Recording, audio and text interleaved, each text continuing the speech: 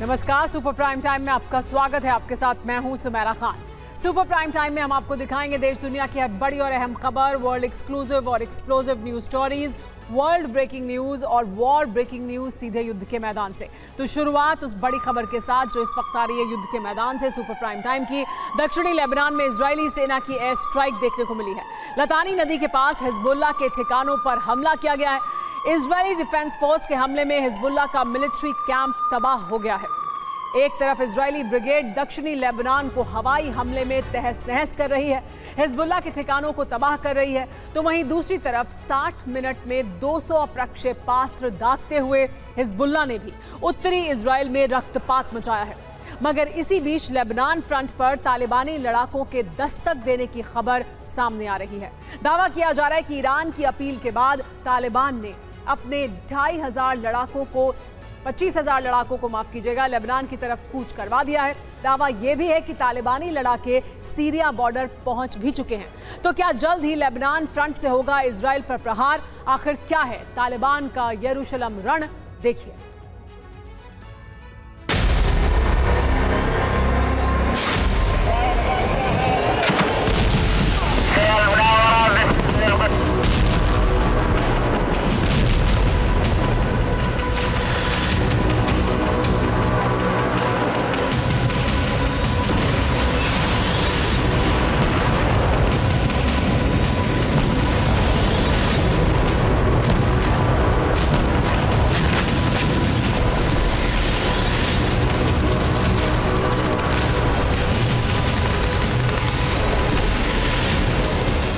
करीब 9 महीने पहले इजराइल और हमास के बीच गाजा युद्ध का आगाज हुआ और फिर इस जंग में हर दिन किसी नए किरदार की एंट्री होने लगी।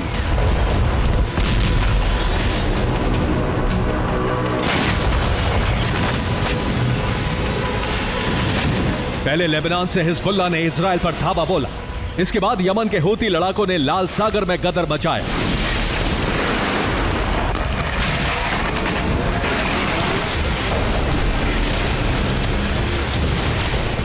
इस दौरान सीरिया और इराक में मौजूद ईरान समर्थित प्रॉक्सी संगठन भी बेकाबू हुए।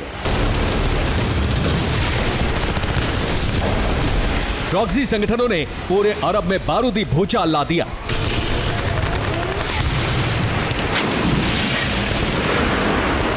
अब तक गाजा के समर्थन में सिर्फ ईरान और उसके प्रॉक्सी संगठन ही इजराइल अमेरिका से लोहा ले रहे थे, मगर अब गाजा जंग में दुनिया के सबसे घातक लड़ाकों की एंट्री हो सकती है।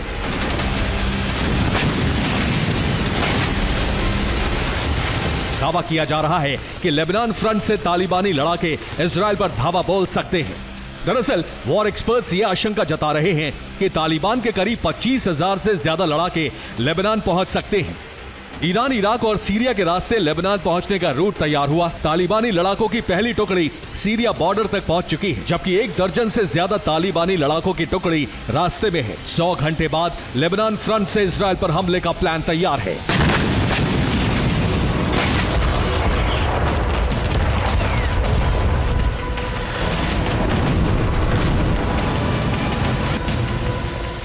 ISW की माने तो तालिबानी लड़ाकों की कुल तादाद करीब 1.25 लाख के आसपास है।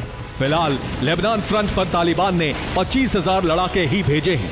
अगर जरूरत पड़ी तो तालिबान सैकड़ों लड़ाकों की और टुकड़ी लेबनान भेज सकता है।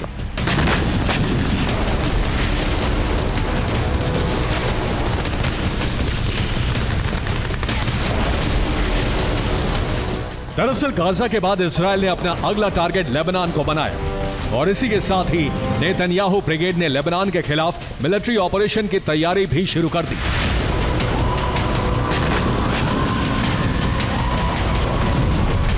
बस फिर क्या, लेबनान को इजरायली प्रकोप से बचाने के लिए पहले तो ईरान ने चेतावनी दी, फिर इजरायली सेना ने लेबनान की तरफ कूच किया।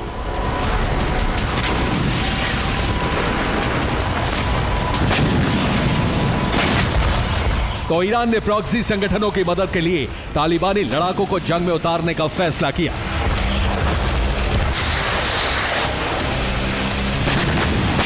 और अब दावा किया जा रहा है कि ईरान की सरकार ने तालिबान से जंग में उतरने की अपील की। ईरान की अपील के बाद ही तालिबान ने 25,000 लड़ाके भेजे। तालिबानी लड़ाकों को लेबनान भेजने में ईरानी सरकार ने मदद की। इराक सीरिया में इस्लामिक रेजिस्टेंस तालिबान का मददगार बना। पीएमसी वैगनर सीरिया से तालिबानी लड़ाकों को लेबनान तक पहुंचाएगा।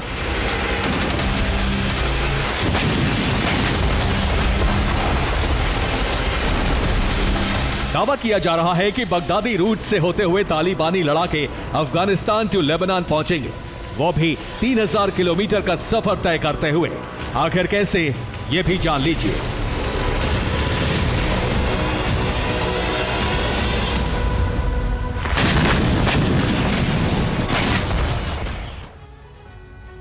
ये बात जग जाहिर है कि हिजबुल्लाह, हूती जैसे तमाम प्रॉक्सी संगठनों को हथियारों की सप्लाई ईरान करता है। लेकिन इस बार ईरान ने हथियार नहीं बल्कि तालिबानी लड़ाकों की फौज लेबनान भेजी है। दरअसल पश्चिमी अफगानिस्तान के हेरात शहर से तालिबानी लड़ाके ईरान के सरहदी इलाके तैबात में दाखिल हुए और फिर तैबात से तालिबानी लड़ाकों की टुकड़ी निशाबुर, सब्जेवार और शाहरुद होते हुए ईरान की राजधानी तेहरान पहुंची। दावा किया जा रहा है कि तेहरान से तालिबानी लड़ाकों को मिलिट्री ट्रांसपोर्ट विमान के जरिए पश्चिमी ईरान के सरहदी शहर बुकान तक पहुंचाया गया। इसके बाद बुकान से तालिबानी फाइटर्स आर्मर्ड व्हीकल के जरिए इराक के इरबिल, मोसूल, तल अफर और सिंजार से होते हुए सीरिया के अल रक्का इलाके में दाखिल हुए। आपको बता दें कि Iran to Syria via Iraq route, जिस इलाके से तालिबानी लड़ाकों को भेजा गया, वहां इस्लामिक रेजिस्टेंस का दबदबा है, जो कि एक ईरान समर्थित संगठन है।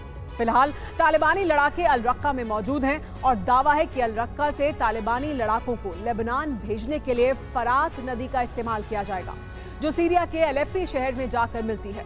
गैर गौर करने वाली बात यह है कि अलेप्पो में पीएमसी वैगनर का सैन्य अड्डा है। वहीं वैगनर अफगानिस्तान के तालिबानी फाइटर्स को इरबिल के रास्ते लेबनान बॉर्डर पर भेजेगा।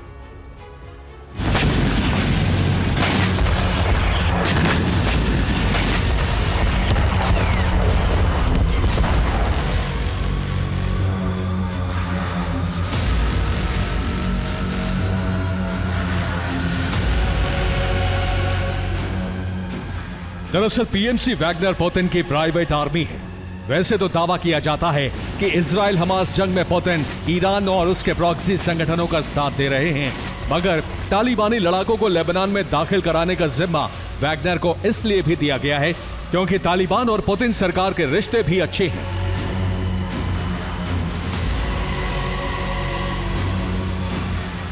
बीते कुछ महीनों में तालिबानी डेलीगेशन पुतिन से कई दफा मिल भी चुका है।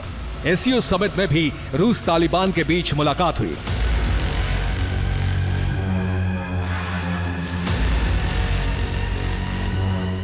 गौर करने वाली बात यह है कि आने वाले सोमवार तक तालिबानी लड़ाके लेबनान पहुंच सकते हैं और इसके बाद ही इजराइल पर ताबड़तोड़ हमले की तैयारी है।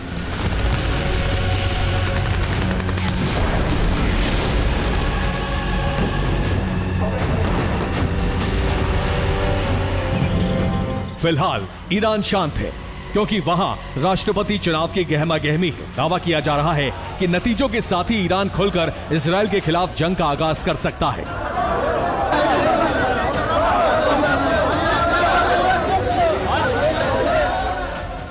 मगर ईरान तालिबान से पहले लेबनान का हिजबुल्लाह पूरे एक्शन में है। लेबनान में तालिबान के पहुंचने की खबर से ही हिजबुल्लाह और ईरानी प्रॉक्सी के हौसले बुलंद हैं।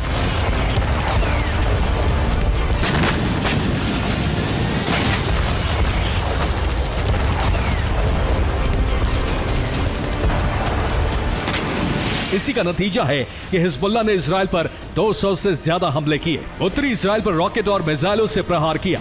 वहीं सीरिया में इस्लामिक रेजिस्टेंस ने यूएस बेस पर अटैक किया। इन हमलों के बाद इजराइल ने इलात और हाइफा पोर्ट बंद किए।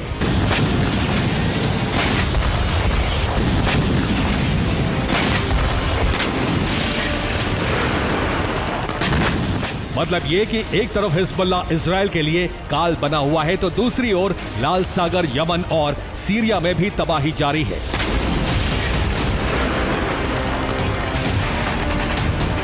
इस बीच तालिबानी लड़ाकों की एंट्री ने अरब में खलबली मचा दी है।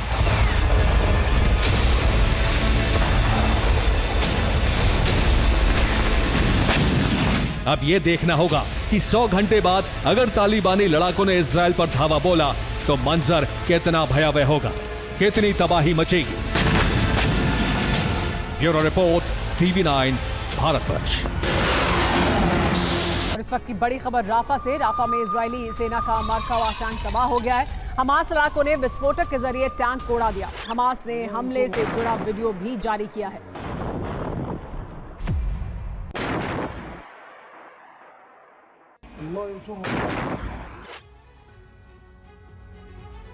यूक्रेन में ज़ेलेंस्की का कार्यकाल पूरा होने के बाद से पुतिन यूक्रेन की सरकार को अवैध करार दे चुके हैं। ठीक उसी तरह अब पुतिन ने अमेरिका को भी अपने चक्रव्यूह में जकड़ना शुरू कर दिया है। पुतिन ने साफ कर दिया है कि वो अमेरिका की मौजूदा सरकार से समझौते की बात नहीं करेंगे। साथ ही पुतिन ने ट्रंप के युद्ध विराम वाले बयान को गंभीरता से लेने की बात कही है। पुतिन के इस मास्टर स्ट्रोक से बाइडेन को चुनाव में भारी मुश्किल हो सकती है। समझौते के लिए पुतिन ने अमेरिका में सत्ता परिवर्तन जरूरी बताया है, तो वहीं यूक्रेन की जमीन पर कब्जे का अभियान भी शुरू कर दिया गया है।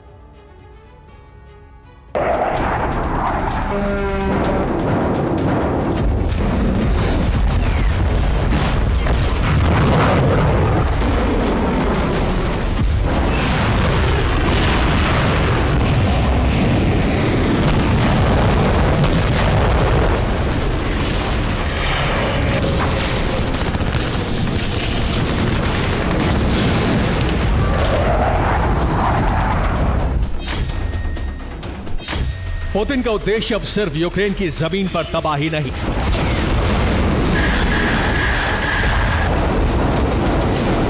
पुतिन का मकसद अब सिर्फ अधिक से अधिक सैनिकों की मौत नहीं,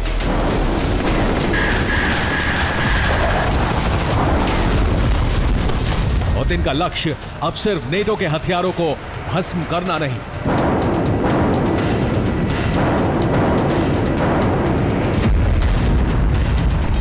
पुतिन के दिमाग में क्या चल रहा है उसकी छोटी सी झलक अब दुनिया के सामने आ चुकी है।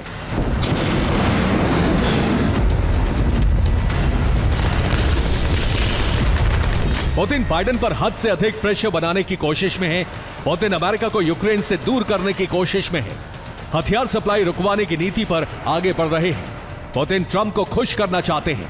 पुतिन नेटो में फूट डलवाने की कोशिश में है।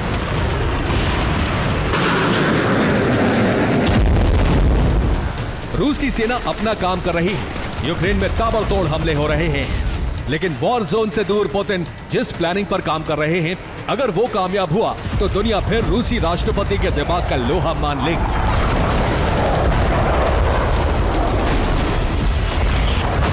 अब तक क्या हुआ ये संक्षेप में समझ लीजिए।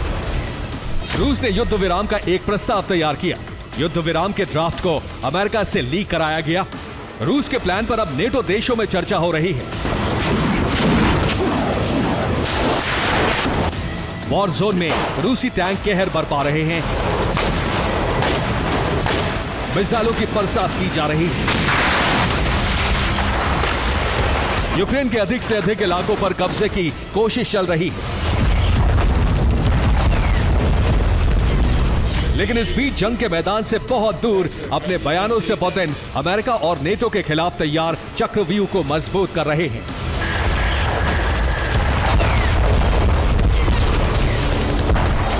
पहली बड़ी बात जो पुतिन ने कही है वो ये कि हम अमेरिका की नई सरकार से बातचीत के लिए तैयार हैं।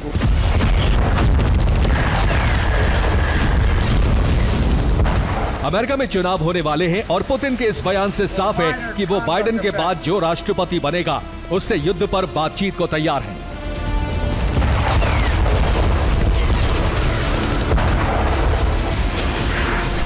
पुतिन के इस बयान से अमेरिका के रुख में बड़ा बदलाव हो सकता है। बाइडेन पर चुनाव की वजह से बेहद अधिक प्रेशर बन सकता है। अमेरिका के लोग बाइडेन के खिलाफ वोटिंग कर सकते हैं। पुतिन एक तरह से चुनाव में ट्रंप का समर्थन कर रहे हैं। पुतिन ट्रंप को युद्ध खत्म करवाने वाले नेता के तौर पर पेश करने में लगे हैं।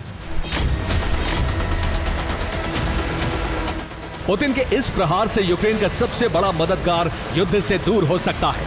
बाइडेन चुनाव की वजह से अपने फैसले बदलने को मजबूर हो सकते हैं। पुतिन ने यह भी कहा है कि वैश्विक स्थिरता को रेखांकित करने वाले कई तत्वों ने संयुक्त राज्य अमेरिका को नष्ट कर दिया है।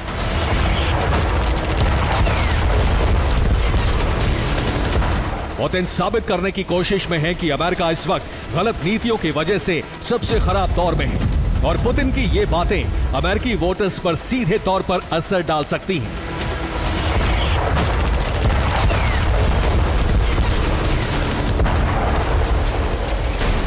लेकिन पुतिन ने अमेरिका और नेटो को कटघरे में लाने के लिए जो सबसे बड़ी बात कही है वो ये, कीव के करीब रूसी सेना के पहुंचने के बाद पश्चिमी देशों ने सीज फायर की गुजारिश की थी।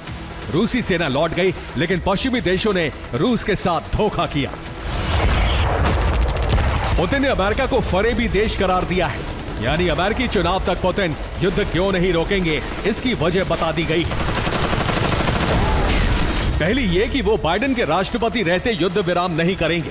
दूसरी ये कि अमेरिकी चुनाव तक रूस यूक्रेन पर हमले जारी रखेगा।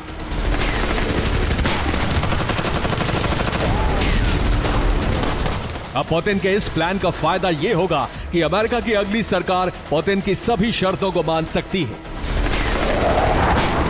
अमेरिकी चुनाव तक पुतिन यूक्रेन के बड़े हिस्से पर कब्जा कर सकते हैं। यही वजह है कि इस रणनीति के तहत युद्ध अपनी पूरी रफ्तार पकड़ चुका है।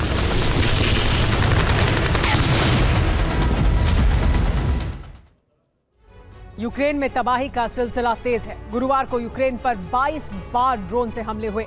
रूस के कुसर्क में हो रहे इस हमले में कीव, चेर्निहिव, ज़ाइटोमिर, सूमी, निप्रोपेट्रोव्स्क और पोल्टावा को टारगेट करने की कोशिश हुई, लेकिन एयर डिफेंस की वजह से 21 ड्रोन नष्ट कर दिए गए।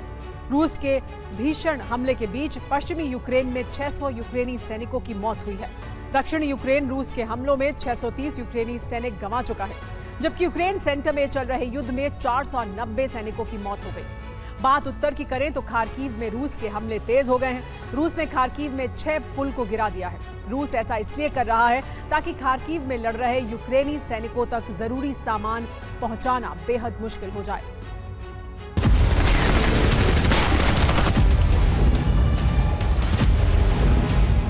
पुतिन के कैप्चर प्लान के तहत यूक्रेन को चासिव यार से रूसी फौज ने खदेड़ दिया है। रिपोर्ट के मुताबिक चासिव यार के ज्यादातर इलाकों पर रूसी सेना का कब्जा हो चुका है। किनाल इलाके से यूक्रेनी फौज ने मोर्चा छोड़ दिया है।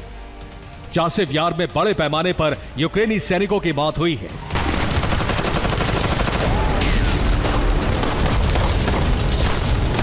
फरवरी में अवदीव्का पर कब्जा करने के बाद रूसी फौज चासिव यार की तरफ बढ़ रही थी। यह काफी ऊंचाई पर बसा शहर है और यहां पर कब्जे के बाद पूरे डोनेट्स्क पर कब्जा करना बेहद आसान हो जाएगा।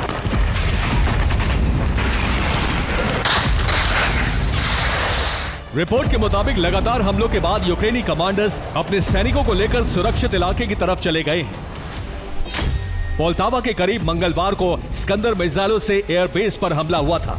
गुरुवार को रूस ने यहां एक तेल डिपो को टारगेट किया। रूसी मिसाइलों के धमाके के बाद यहां कई तेल टैंक में आग लग गई।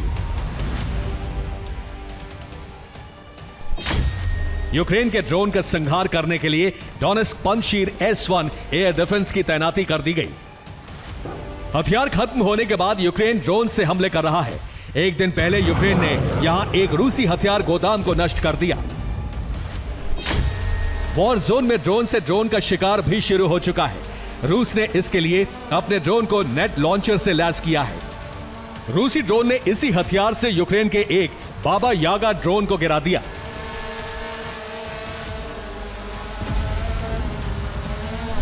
खेरसोन में रूस के लगातार प्रहार के बाद एक बड़े इलाके में आग लग गई। कई किलोमीटर तक जंगल जल रहे हैं।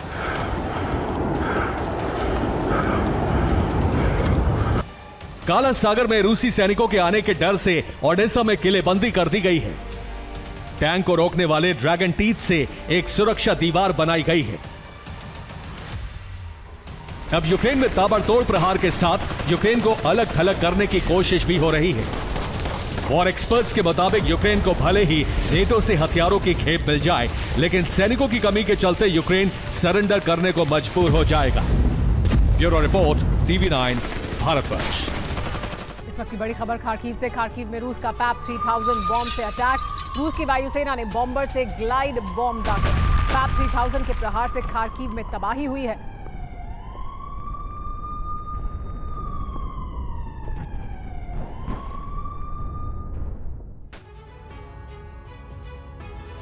यूक्रेन हार के द्वार पर पहुंच चुका है, लेकिन ज़ेलेंस्की और उनकी सेना सरेंडर को तैयार नहीं है। पराजय टालने के लिए यूक्रेनी सेना ने अंतिम विकल्प पर काम शुरू कर दिया है। इस विकल्प का नाम है परमाणु छल। यूक्रेनी फोर्स ने 24 घंटे के अंदर न सिर्फ रूस के अंदर गुरिल्ला हमले किए, बल्कि ज़ैपोरिज़िया पावर प्लांट को तबाह करने की कोशिश की। प्लांट पर हमला यूक्रेन ने किया, लेकिन आरोप रूस पर लगाया। यह हमला और आरोप असल में ज़ेलेंस्की की वो साजिश है जिसे यूक्रेन ने अपनी हार टालने के लिए रचा है।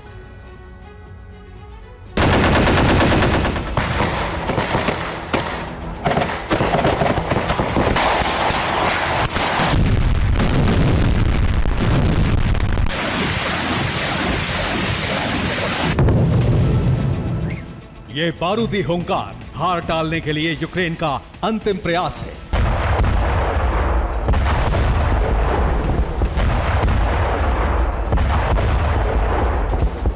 रूसी धरती पर यह गुरिल्ला घात सरेंडर की ओर बढ़ती यूक्रेनी सेना की आखिरी कोशिश है।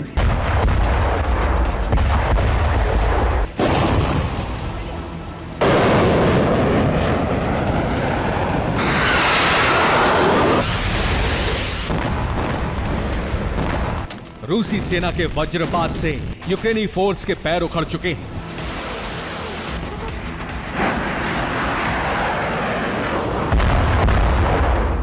यूक्रेन हार की कगार पर पहुंच चुका है। इस हार को टालने के लिए ज़ेलेंस्की आर्मी जी जान से जंग लड़ रही है।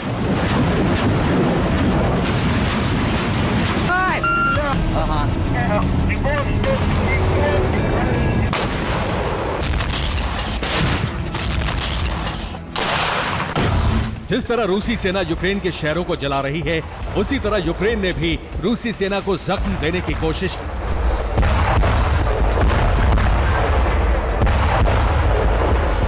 चौबीस घंटे में यूक्रेन की कई कोशिशें कामयाब भी हुई। अपनी हार को टालने के लिए ज़ेलेंस्की और उनकी सेना ने बहुत ही खतरनाक साजिश रची है। ज़ेलेंस्की की वो एटमी साजिश है जिससे नेटो सेना युद्ध में डायरेक्ट उतर सकती है।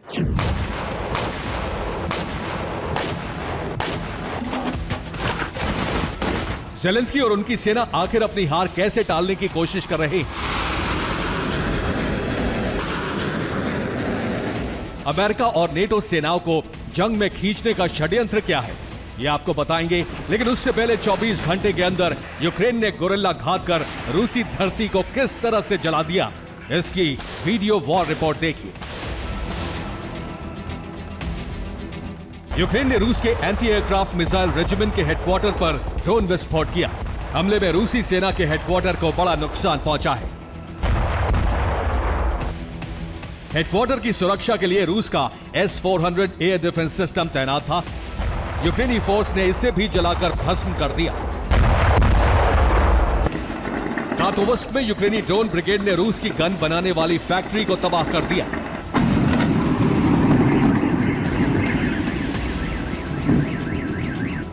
रास्नोदर में यूक्रेन ने एक के बाद एक कई ड्रोन हमले किए। हमले की वजह से रूस के हथियार गोदाम में आग लग गई। यूक्रेन ने रूस की राजधानी मॉस्को में भी ब्लास्ट किया। हमले की वजह से रेलवे स्टेशन के पास की एक इमारत जल गई।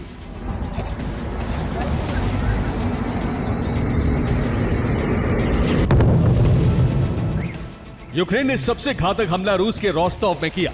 यहां यूक्रेनी फोर्स ने 30 से ज्यादा ड्रोन दागे। इसके बाद रोस्टोव पूरी तरह से दहल उठा। यूक्रेन के हमले के बाद रोस्टोव में एक 3 मंजिला इमारत में आग लग गई। हमले के बाद आधा दर्जन लोग घायल हो गए।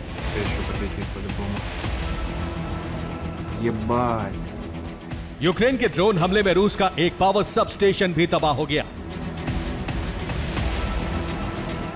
इतना ही नहीं, यूक्रेन ने रूस के ऑयल टर्मिनल को भी टारगेट किया। टर्मिनल को बड़ा नुकसान पहुंचने की रिपोर्ट है। रूसी रक्षा मंत्रालय का दावा है कि रोस्टोव में उसके एयर डिफेंस सिस्टम ने यूक्रेन के 10 ड्रोन को इंटरसेप्ट कर लिया।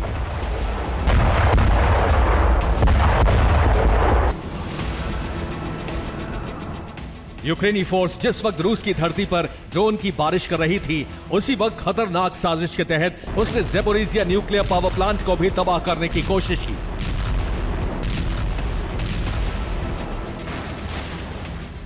इंटरनेशनल एटॉमिक एनर्जी एजेंसी यानी IAEA के मुताबिक यूक्रेन के कई ड्रोन ज़ेपोरिजिया पावर प्लांट के बेहद करीब जाकर गिरे।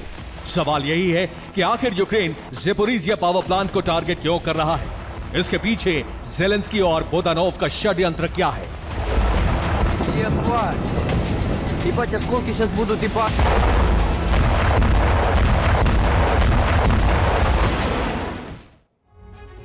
ज़ेपोरिजिया न्यूक्लियर पावर प्लांट के पीछे यूक्रेन की बहुत बड़ी साजिश सामने आई है। प्लांट पर हमला यूक्रेन ने किया, लेकिन हमले का आरोप रूस पर लग रहा है। रूस पर इल्जाम लगाकर सुपर पावर अमेरिका को भड़काने की कोशिश की जा रही है। यूक्रेनी इंटेलिजेंस चाहती है कि अमेरिका रूस से बहुत ज्यादा गुस्सा हो जाए।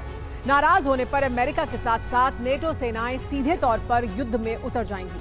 अगर ऐसा हुआ, अगर जंग में नेटो की सीधी एंट्री हुई तो यूक्रेन हार से बच जाएगा। यही वजह है कि ज़ेलेंस्की की सेना अब ज़ेपोरिजिया पावर प्लांट को टारगेट कर रही है।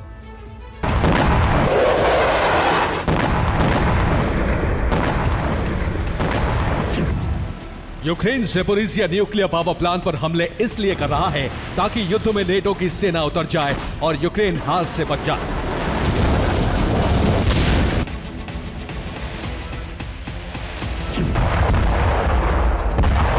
लेकिन अगर यूक्रेन की हमले की वजह से पावर प्लांट के रिएक्टर तबाह हुए तो पूरे यूरोप में न्यूक्लियर रेडिएशन फैल जाएगा। यह रेडिएशन एक अकल्पनीय त्रासदी में बदल जाएगा।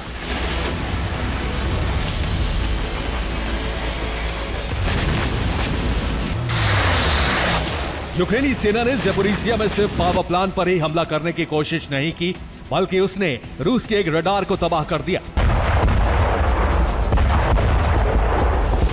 यह यूक्रेन के उसी हमले का वीडियो है जिसे यूक्रेनी रक्षा मंत्रालय ने जारी किया है। लुहांस्क में यूक्रेनी सेना ने रूस के ड्रोन ऑपरेटर का दहन कर दिया। पोक्रोवस्क में यूक्रेन ने रूसी सेना की एक टुकड़ी को खत्म कर दिया। इस बीच यूक्रेनी स्टेट बॉर्डर गार्ड के प्रवक्ता आंद्रे देमचेंको ने कहा है कि यूक्रेन बेलारूस की तरफ से हमले को नाकाम करने के लिए पूरी तरह से तैयार है।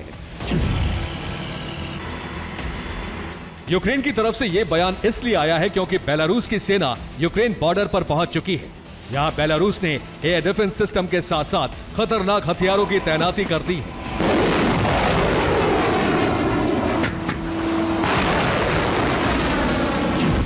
माना जा रहा है कि बेलारूस की तरफ से कीव पर हमला करने का प्लान है।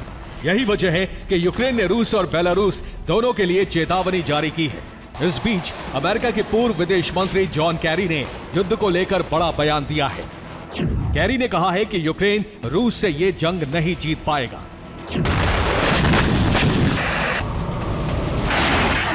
ये बात ज़ेलेंस्की भी जानते हैं। यही वजह है कि अब वो युद्ध में अमेरिका और नेटो की सेना को खींचने की कोशिश कर रहे हैं। ये कोशिश कितनी कामयाब होगी ये तो वक्त ही बताएगा।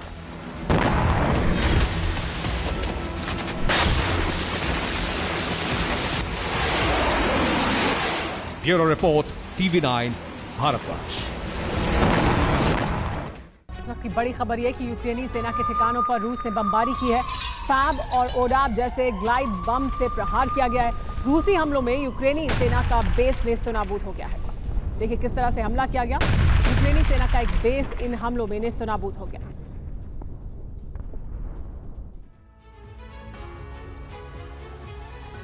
यूरोप और मिडिल ईस्ट में अमेरिका के वर्चस्व को खत्म करने के लिए पुतिन ने न सिर्फ ब्लूप्रिंट बना लिया है बल्कि उस पर काम भी शुरू कर दिया है। पुतिन के प्लान से पेंटागन में खलबली मच गई है, क्योंकि अगर पुतिन अपने प्लान में कामयाब हो गए तो एक तीर से दो शिकार हो सकते हैं। एक तरफ नेटो में टूट पड़ सकती है, दूसरी तरफ रूस कोल्ड वॉर का बदला अमेरिका से ले सकता है। इसके लिए पुतिन मित्र देशों का ऐसा गठबंधन बना रहे हैं जो अमेरिका की नीति का विरोध करेगा। पुतिन की चाल पर अमेरिका की नींद इसलिए उड़ गई है क्योंकि कुछ नेटो देश पुतिन की रणनीति पर सहमति जताते हुए दिख रहे हैं।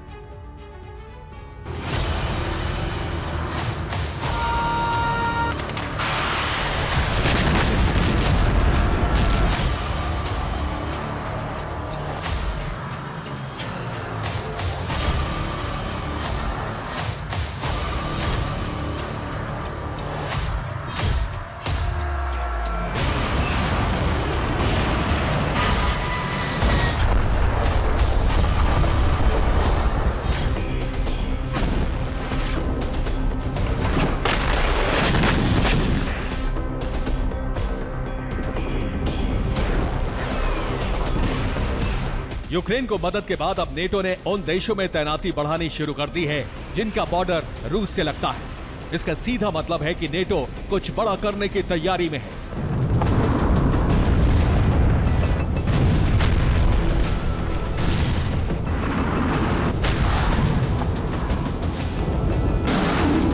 ऐसे में सवाल उठ रहा है कि अचानक से नेटो ने ब्लूप्रिंट क्यों बदल दिया। अभी तक पूरा फोकस यूक्रेन पर था, लेकिन अब फिनलैंड, पोलैंड और बाल्टिक देशों में सेना लगाकर अपने इरादे जाहिर कर दिए हैं।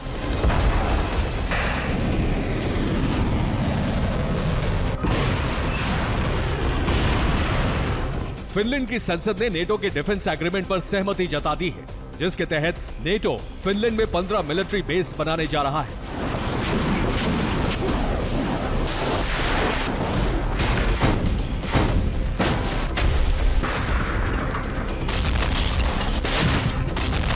रूस की तरफ से विदेश मंत्रालय के प्रवक्ता एंड्रे नेस्तासियन ने धमकी दी है, मैं ये सुनिश्चित करना चाहता हूं कि रूस जवाब देने के लिए तैयार है। नेटो ने फिनलैंड और दूसरे नेटो देशों में मिलिट्री डिप्लॉयमेंट बॉर्डर पर बढ़ा दी है। ये सीधे तौर पर हमारी सुरक्षा को चुनौती है। इस धमकी के बाद रूस ने यार्स मिसाइल का एक वीडियो लॉन्च किया, जिसमें 100 किलोमीटर तक यार्स का डिप्लॉयमेंट दिखाया गया है।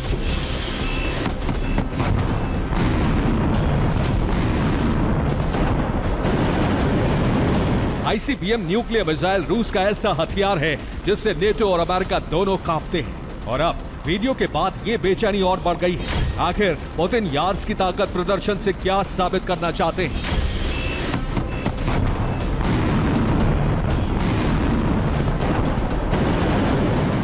एक तरफ पुतिन ने अमेरिका को यूक्रेन युद्ध विराम का प्रस्ताव भेजा, दूसरी तरफ नेटो को धमकी देकर जता दिया कि रूस युद्ध के लिए भी तैयार है। एक तरफ नॉर्वेजियन सागर में न्यूक्लियर सबमरीन तैनात कर दी, दूसरी तरफ 11,000 किलोमीटर रेंज वाली यार्स एटमी मिसाइल के जरिए नाटो को धमकी दे डाली। दरअसल पुतिन एक डबल ट्रैप पर काम कर रहे हैं। वो कई शर्तों के साथ यूक्रेन को युद्ध विराम पर मजबूर करना चाहते हैं। इसके लिए अमेरिका और नेटो पर दबाव बनाया जा रहा है ताकि वो हथियारों की सप्लाई रोक दें।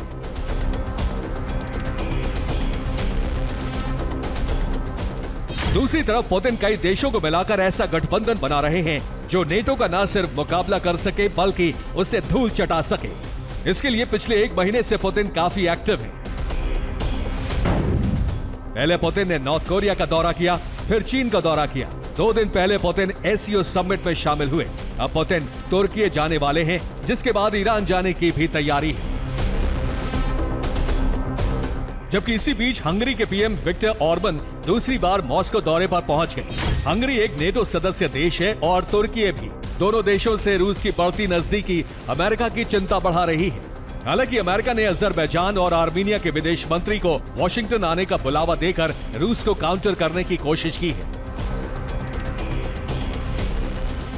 रूस और अमेरिका के बीच शीत युद्ध जैसे हालात बनने लगे हैं।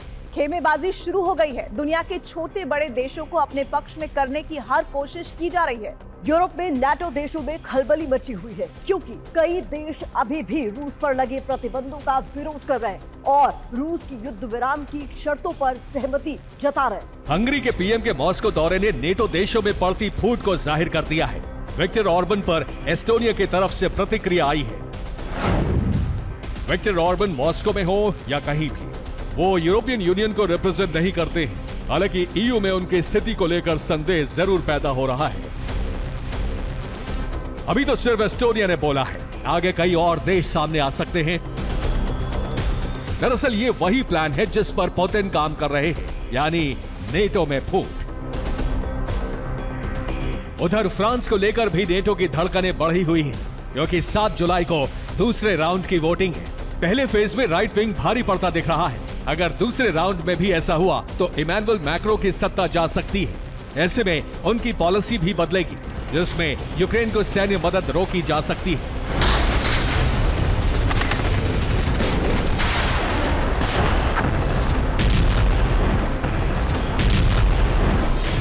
नेटो देशों में खलबली की दूसरी वजह यह भी है कि पुतिन लगातार रूस की ताकत में इजाफा कर रहे हैं। हथियारों का प्रोडक्शन बढ़ा दिया है।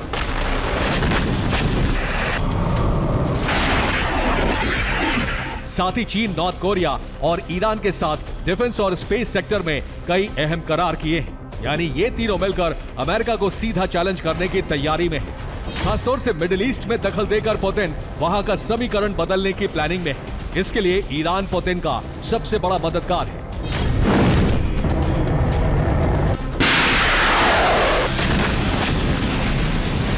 उधर अमेरिका ने भी जल्दबाजी में अटैकमिस की नई सीरीज बनाने का ऐलान कर दिया है, जिससे यूक्रेन को ज्यादा डिप्लॉय कराकर रूस में तबाही मचा सके।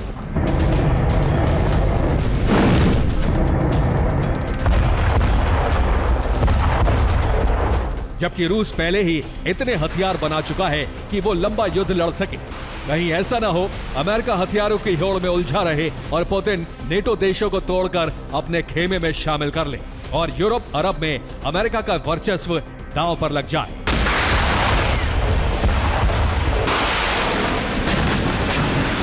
Bureau report, TV9 Bharatvarsh. रूस यूक्रेन युद्ध में अब नया मोड़ आ गया है। ये जंग अब आसमानी जंग में बदल चुकी है। दोनों देश के लड़ाकू विमान एक दूसरे पर वार पलटवार कर रहे हैं और इस तरह से दोनों देशों के फाइटर जेट तबाह हो रहे हैं। रूसी सेना ग्लाइड बॉम्ब से हमले कर रही है। ये वही ग्लाइड बॉम्ब है जो यूक्रेनी शहरों को शमशान बना रहा है। रूस के इन हमलों को काउंटर करने के लिए ज़ेलेंस्की सेना ने ऑपरेशन बॉम्बर शुरू कर दिया है।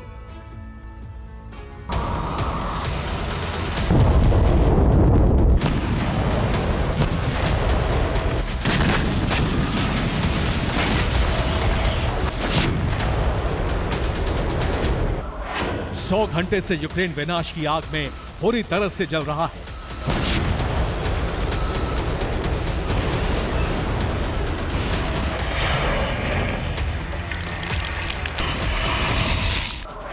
सौ घंटे से रूसी एयरफोर्स यूक्रेन में लगातार हवाई हमले कर रही है।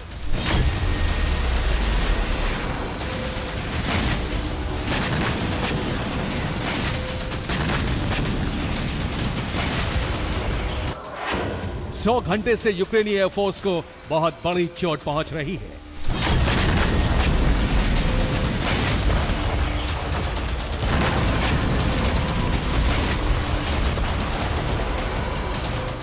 रूस और यूक्रेन के बीच छिड़ी ये जंग अब आसमानी जंग में बदल चुकी है।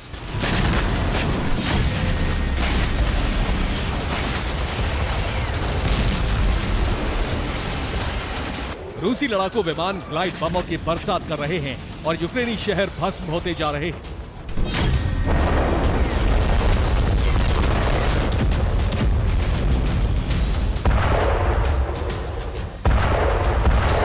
यूक्रेनी फोर्स रूस के इस ग्लाइड हमलों को रोक नहीं पा रही है, क्योंकि इन हमलों को नाकाम करने के लिए उसके पास एयर डिफेंस नहीं है।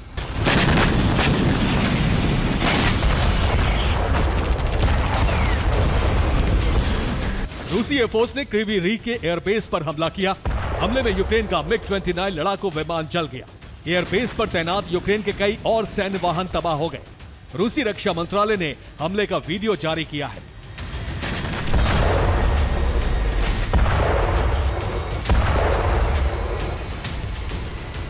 दो दिन पहले रूस ने पोल्तोवा में मौजूद मिरहोरोद एयरबेस पर हवाई हमला किया था।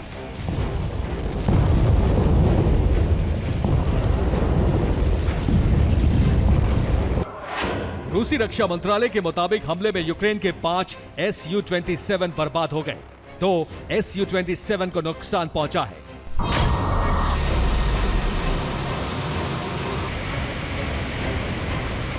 रूस और यूक्रेन में जो आसमानी जंग छिड़ी है, उसमें दोनों देशों के एयरक्राफ्ट की बलि चढ़ रही है। युद्ध में अब तक रूस के 107 लड़ाकू विमान तबाह हो चुके हैं, तो यूक्रेन के 90 फाइटर जेट का खात्मा हो चुका है।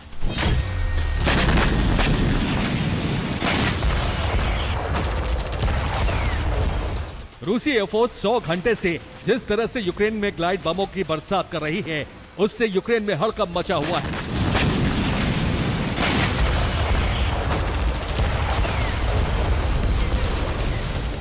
खुद को बचाने के लिए यूक्रेन ने रूसी बॉम्बर और फाइटर जेट को तबाह करने का ऑपरेशन शुरू कर दिया है। यूक्रेनी विदेश मंत्री दिमित्रो कुलेबा ने कहा है, यूक्रेन ये जंग तभी जीत पाएगा जब रूस के लड़ाकू विमान को तबाह करेगा। रूस जिस ग्लाइड बम से हमले कर रहा है, वो यूक्रेन के लिए सबसे बड़ी मुश्किल है। यूक्रेन रूसी ग्लाइड बम की काट नहीं निकाल पा रहा है, लिहाजा रूस इसी बम से यूक्रेनी शहरों को पाट रहा है। रूसी सेना एक हफ्ते के अंदर ही यूक्रेन में 800 से ज्यादा ग्लाइड बम गिरा चुकी है। ये सिलसिला यूं ही जारी रहा तो रूस का यही ग्लाइड बम यूक्रेन की हार का सबसे बड़ा कारण सिद्ध होगा। Bureau report, TV9 Bharat.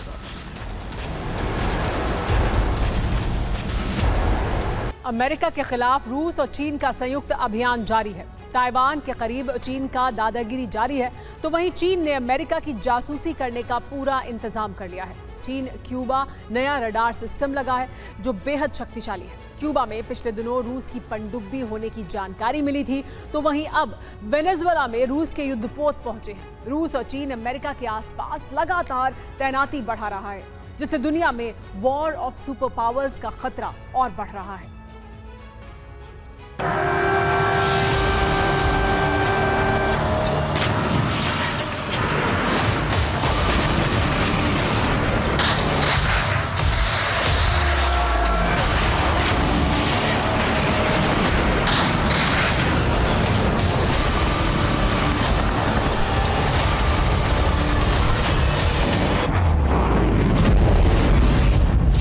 Taiwan के करीब फिर युद्ध जैसा माहौल।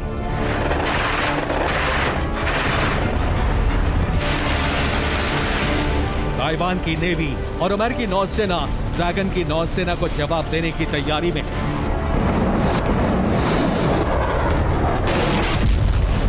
पिछले 4 दिनों में अमेरिका हर पल ताइवान के करीब समुद्र पर नजर गड़ाए हुए है।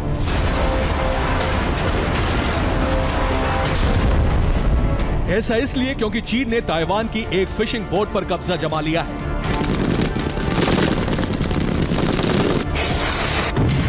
रिपोर्ट के मुताबिक चीन के सैनिकों ने ताइवान के एक ट्रॉलर पर कब्जा कर लिया।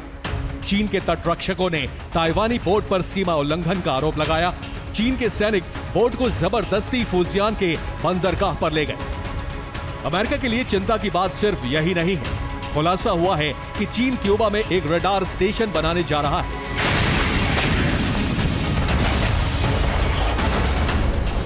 चीन का मकसद रडार से अमेरिका की जासूसी करना है। अमेरिकी रिपोर्ट के मुताबिक चीन ने क्यूबा की निगरानी क्षमताओं को अपग्रेड कर दिया है और नए उपकरण लगाए जा रहे हैं।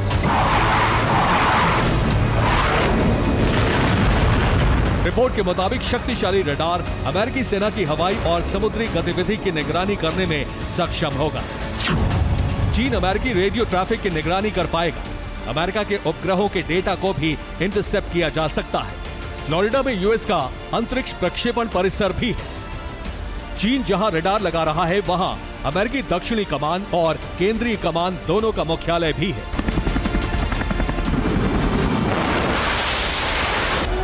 इस इलाके में अमेरिका की कई पनडुब्बियां तैनात रहती हैं और कई सीक्रेट अड्डे भी हैं। चीन जिस सिग्नल को लगा रहा है, वो सिग्नल इंटेलिजेंस टेक्नोलॉजी के जरिए दुश्मन के कम्युनिकेशन को ट्रैक कर सकता है।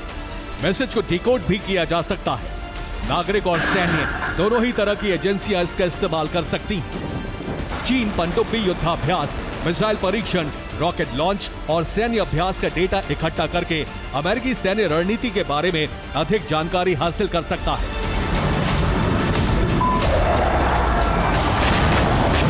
इसके अलावा रूस भी अमेरिका की फिक्र बढ़ा रहा है।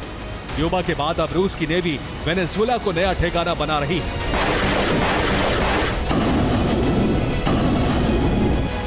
रूसी रक्षा मंत्रालय के मुताबिक 17 मई से रूस का उत्तरी बेड़ा लगातार मूव कर रहा है ताकि समुद्र में रूसी नौसेना की मौजूदगी दर्ज हो सके। रूस के प्लान के मुताबिक अब रूसी बेड़ा अटलांटिक में युद्धाभ्यास शुरू करेगा। Bureau report, TV9 Bharatvarsh. Israeli सेना के एक ऑफिसर ने जो खुलासे किए हैं, उसे इजरायली जनता और सेना का गुस्सा भड़क गया है। आखिर क्यों फिर से घिरने लगे हैं बेंजामिन नेतन्याहू, और इससे बचने के लिए नेतन्याहू ने क्या चला है दांव, इस एक्सक्लूसिव रिपोर्ट में आप भी देखिए।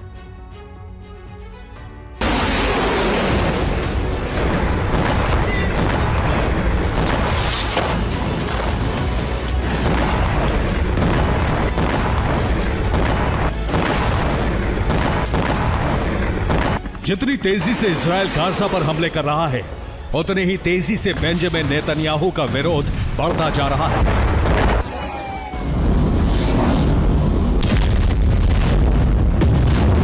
पहले राफा और वेस्ट बैंक में तबाही की तस्वीरें देखिए, कितना विध्वंस हुआ है।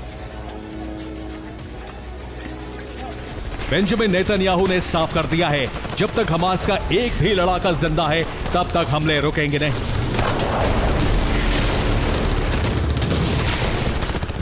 लेकिन नेतन्याहू ये भूल गए कि इन हमलों का साइड इफेक्ट भी हो सकता है।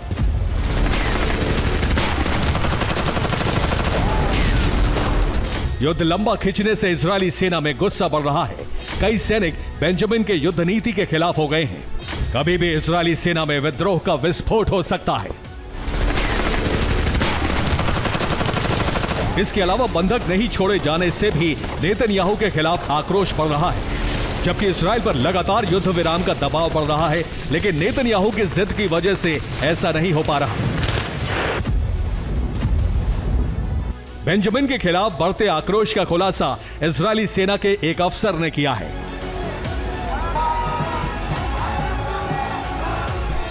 एक नॉन कमीशन्ड अफसर ने दावा किया है, जो कि यूनिट 8200 से है। उसने बताया है कि हमास की ट्रेनिंग और मूवमेंट को देखते हुए उसने 7 अक्टूबर से पहले ही हमले का अलर्ट दिया था, जिसने हाई रैंक अधिकारियों को ईमेल के जरिए बताया था। हालांकि इस रिपोर्ट में उस अफसर के नाम का जिक्र नहीं है जिसने खुलासा किया और किसको रिपोर्ट भेजी। अब मोसाद उसी इनपुट की जांच कर रहा है जिसे ईमेल के जरिए भेजा गया। यह जानकारी आईडीएफ सैनिकों के बीच भी पहुंच गई है, जिससे उनका गुस्सा बढ़ गया है कि जानबूझकर इंटेलिजेंस को नजरअंदाज किया गया।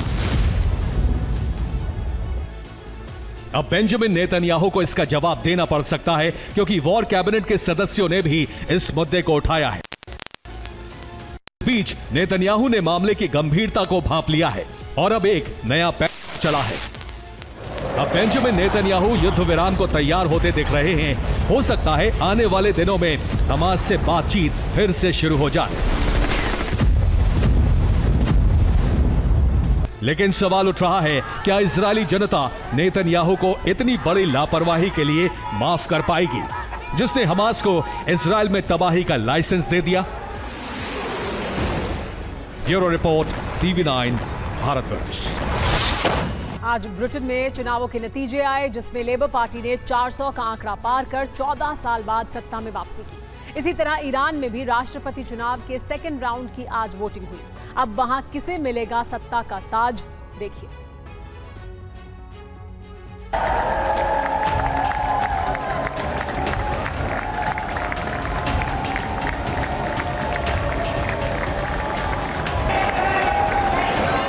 ब्रिटेन चुनावों के नतीजे के साथ ही आज वहां सत्ता बदल गई।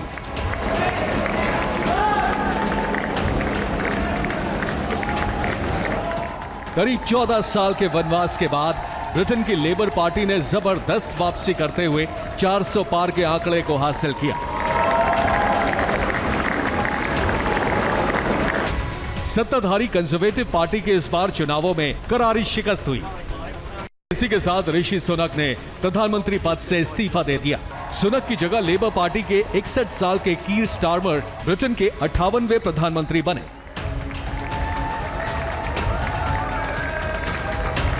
गौर करने वाली बात यह है कि इस बार के चुनावों में कंजर्वेटिव पार्टी की पिछले 200 सालों में ये सबसे बड़ी हार है, क्योंकि ब्रिटेन में 650 सीटों पर चुनाव हुआ, जिसमें बहुमत का आंकड़ा 326 था। अब तक 648 सीटों के नतीजे आए हैं। उनमें से लेबर पार्टी ने 412 सीटें जीती, वहीं कंजर्वेटिव 120 सीटों पर सिमट गई। तीसरे नंबर पर लिबरल डेमोक्रेट रही, जिसे 71 सीटें मिली।